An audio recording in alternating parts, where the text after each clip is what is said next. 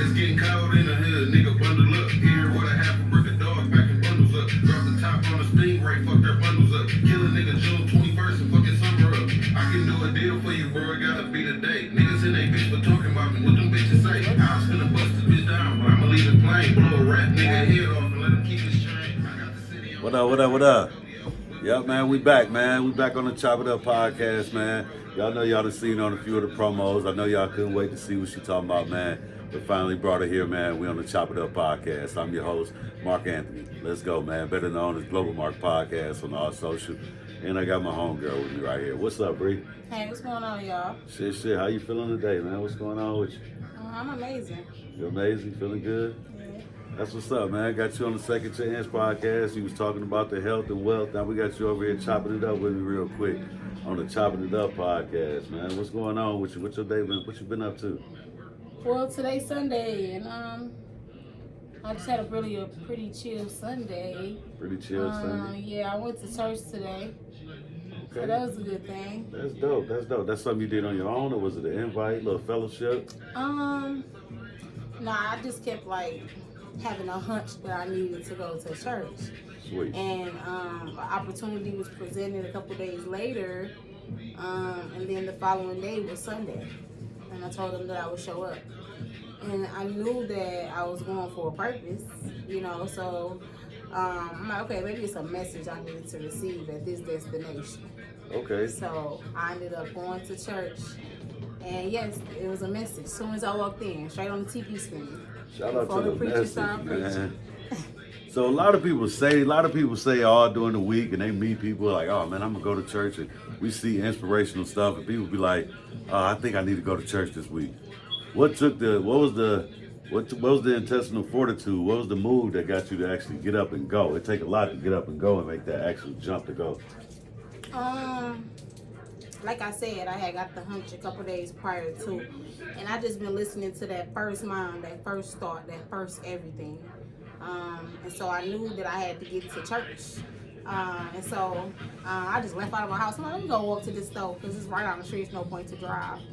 So I ended up walking out the house, going to the store, and there was some kids outside of a church, and they was holding up signs. And the signs, I wear glasses. I couldn't see what the sign said, so I walked up to them. And I'm like, yeah, what's going on here? They like, oh, we got food, we got clothes, you just got to sign up.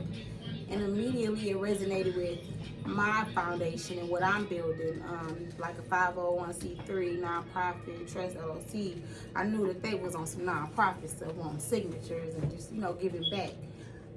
So I then asked the security guard, like, what's going on here, and they started talking to me like about Christ immediately. Like, this church, this the Church of Christ, this not just any church, you need to come by.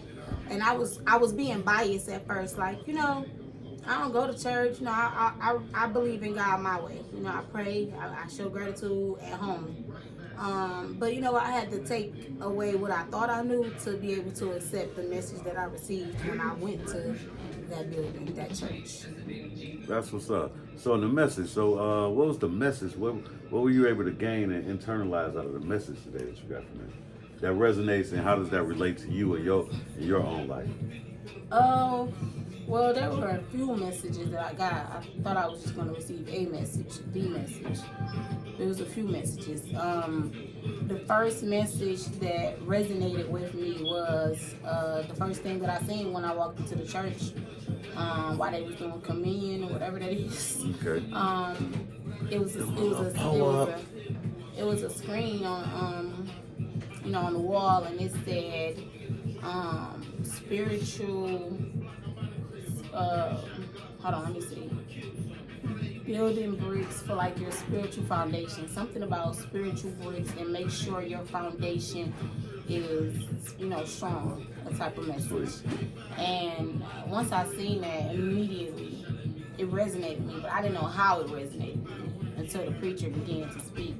And he got like to the middle of his preaching, and he said something about your foundation. Make sure your foundation is of Christ and not just of anything. Make sure it's built strong. And he used the analogy of rocks. He used the analogy of a cornerstone. He was like, do you guys know what a cornerstone is? And a cornerstone is a rock. You know, it's the first rock of a foundation. And he said, make sure your cornerstone is strong. And how do you know your cornerstone is strong? Is you have to use all the same size rocks for that foundation to be standing up sturdy and not be able to fall over or break or destroy. And that resonated with me immediately because I'm in the healthcare field and I'm private duty. So I go to clients' homes to take care of them. I had a case about like 3 months ago. Yeah, let's talk about that. Let's get into that. Yeah, I had a case like 3 months ago where I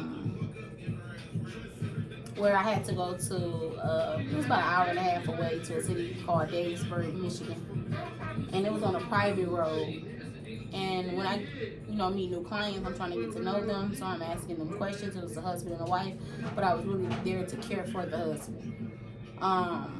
They showed me a picture of a farm that the town guys and women helped tear down and build into something else.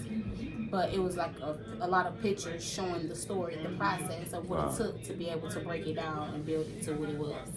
And guess what? They got to a picture where it was like 1,000,000 rocks at the bottom of the foundation. And I asked her, like, why is all those rocks down there? Because I don't build houses. Okay. So she was like, oh, that's the foundation. That's to keep the foundation strong. So I heard this message. I already got this message 4 months prior. But I didn't even know that it was a message for the foundation that I was in the midst of building. But it took for like another form, because God was like, I'm gonna show you another way to get this message to you for you to understand it.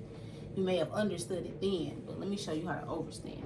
And how does that help reinforce your vision and the goals that you have already set forth? It just let me know. It was like a confirmation. It was like a confirmation to what I'm already doing, where I'm already going. And it was a reminder. It was just like a ticket along the way. Like, okay, I got this ticket, I'll get the next ticket. Sweet. So what's some of the, when you talk about them, I know we talked about it on our Second Chance podcast, so we got to talk about it over here too for our Chopping It Up people.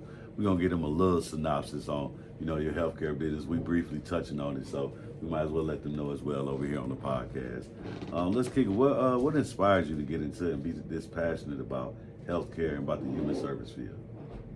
You said what inspired me to get into the field? To be so passionate about it. It's a lot of people in it that dib and dab and things, but certain people that are really passionate, you can see they're calling for it. I feel like you gotta vibrate at a love frequency. You gotta really care for people to be able to take care of people. That's not just a job, that's everyday life. So it just went well with me how you gotta, take care of, the elderly as if you would take care of yourself, putting their socks on, lotioning their feet, things you'll do for yourself, your kid.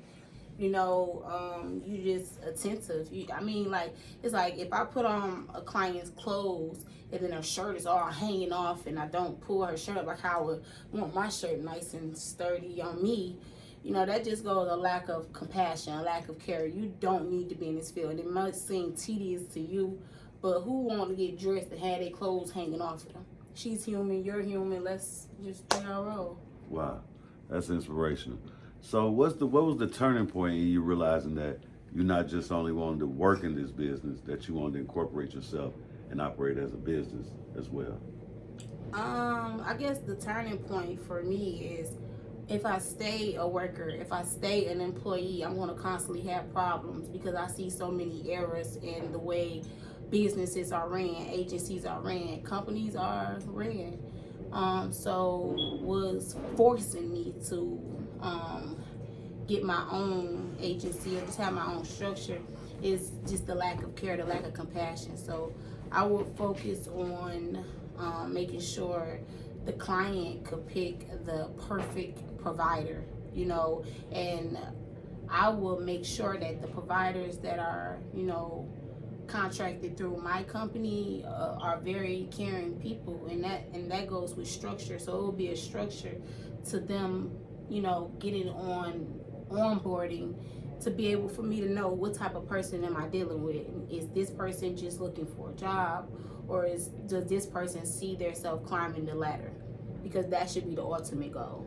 Awesome. And in your particular business, what kind of client will be looking for your health service, your healthcare service, home health business? I mean, any type of client, private paying clients, public paying clients, dementia, Alzheimer's, cancer, you name it.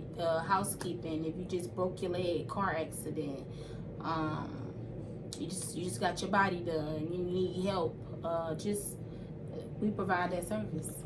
So for anybody listening today, is there a referral? Is there social media page or a contact that you would like people to possibly reach out to at this moment? Well, or would you wait, or are you on the proactive side? Well, this interview is probably like a futuristic video that I'm gonna be able to look back at, because right now I am a atypical provider, which means that I am doing the work myself right now. Sweet. Knowing what it takes to be able to be in charge and be able to have a good foundation.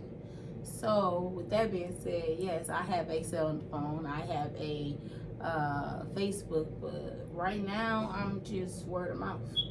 There you go. And what's the social that word of mouth where we can reach you at as it relates to the healthcare? My Facebook is Brianna Myra Carter. Say it, y'all heard it right here first on the Chop It Up podcast, as well as y'all heard a little bit on our second chance. But we're gonna transition and jump because it don't stop there. You know what I'm saying? Two businesses, two different things going on. I want to transition into your financial services business and kick it with that. And what was kind of the inspiration on that? On what, credit? Yes, on your credit repair and financial services. You don't want to stop this and start a new one? Yes.